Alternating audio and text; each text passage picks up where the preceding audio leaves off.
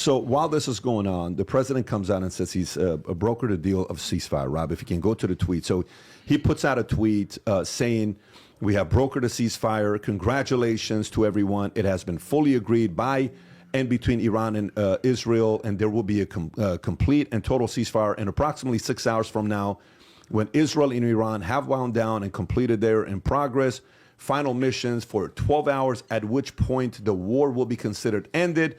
Officially, Iran will start the ceasefire, and upon the 12th hour, Israel will start the ceasefire, and upon the 24th hour, an official end to the 12-day war will be saluted by the world, during which ceasefire the other side, he writes some wrong tweets, by the way, remain peaceful and respectful on the assumption that everything works as it should, which it will. I would like to congratulate both countries, Iran and Israel, on having the stamina, courage, and intelligence to end what should be called the 12-day war. This is a war that would have gone on 4 years and on PBD podcast, tensions skyrocket as President Trump shocks the world by declaring a complete ceasefire between Israel and Iran after missile strikes in Qatar and Bahrain triggered chaos. But can this agreement hold when two rivals are like two kids punching each other, Aquaik? Let's break down the explosive fallout, political maneuvering. Destroyed the entire Middle East, but it didn't and never will. God bless it. Never will. What is it? And never will. Never will. God bless Israel. I don't think there's a period. Oh, there is. There's an exclamation. Yeah. God bless Israel. God bless Iran. God bless the Middle East. And God bless the United States of America. And God bless the world. Rob, can you go to my Twitter account? So I retweet this, and this is what I put up there. I put up right at the top of it, I say, which side actually believes the other side will honor the ceasefire?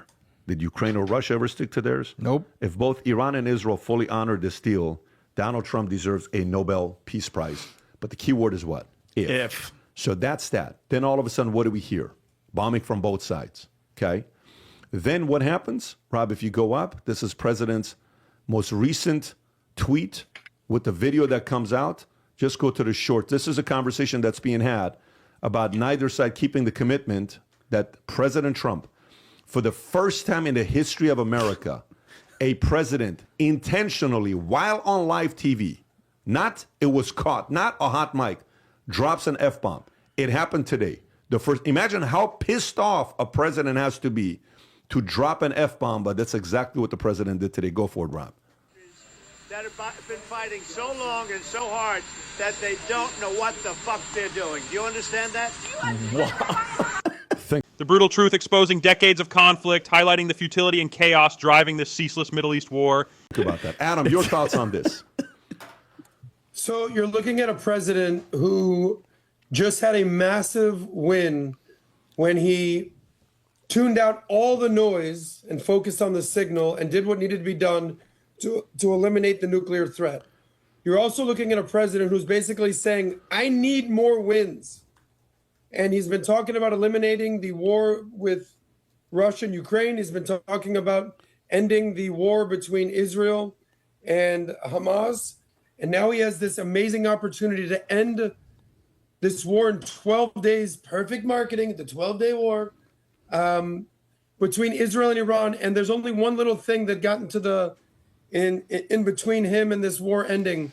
And that's these two sides necessarily don't want to end this war. So when he's talking about ending this war, he's talking about America's involvement in this war. In his tweet, it was very interesting. He said, I brokered a deal between Israel and Iran.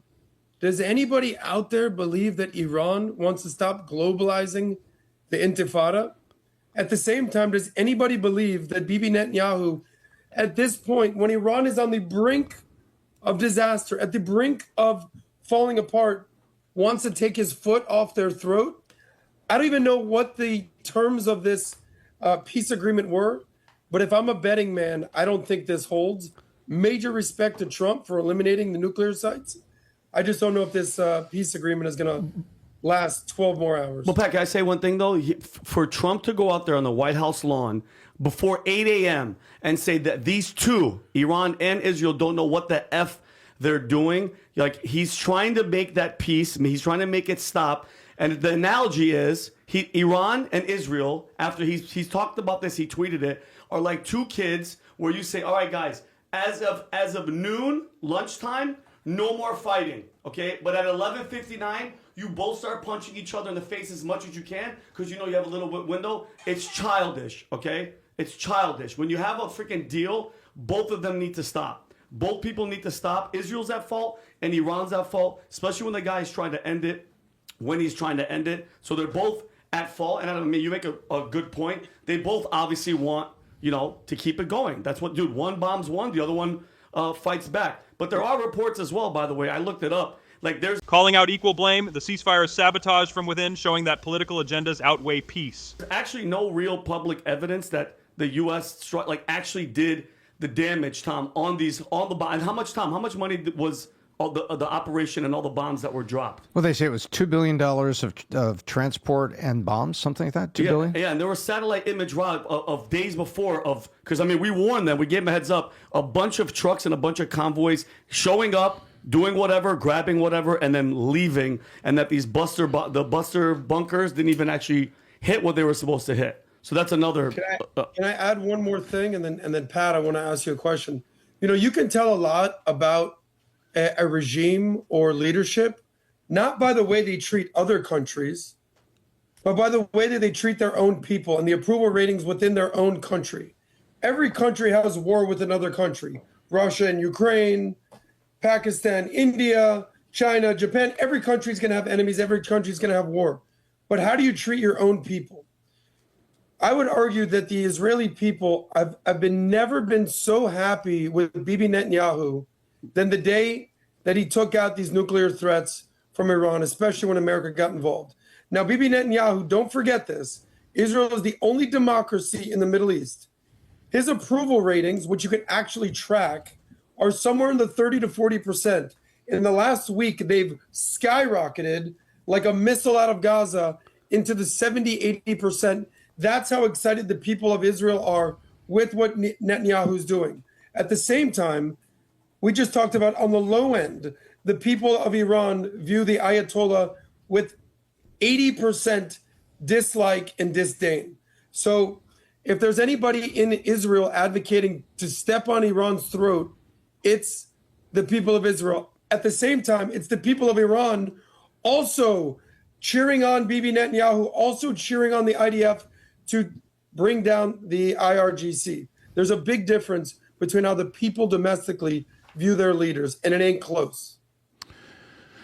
Yeah, and by the way, while you're saying there's a number comes out, story comes out yesterday about Tel Aviv shares hit record highs after U.S. strikes Iran nuclear sites. If you go look at the stock market in Israel, it's on fire on what it's doing.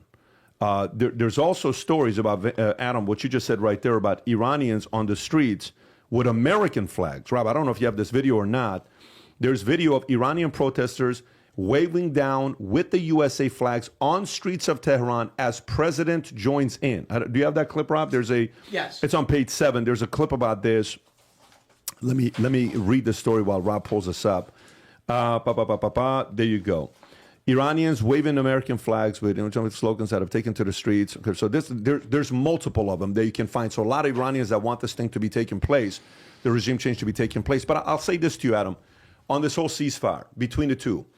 In this case, Iran and Israel, who is more to blame for not following the ceasefire? If you ask me, my opinion, it's Israel. Why? We're not doing a favor for Iran. You came asking President is in a tough situation. He knows the political party that got him elected. There's an element of it that you can call a woke right and all this stuff that a lot of these folks now are in the same room agreeing with Ilhan Omar.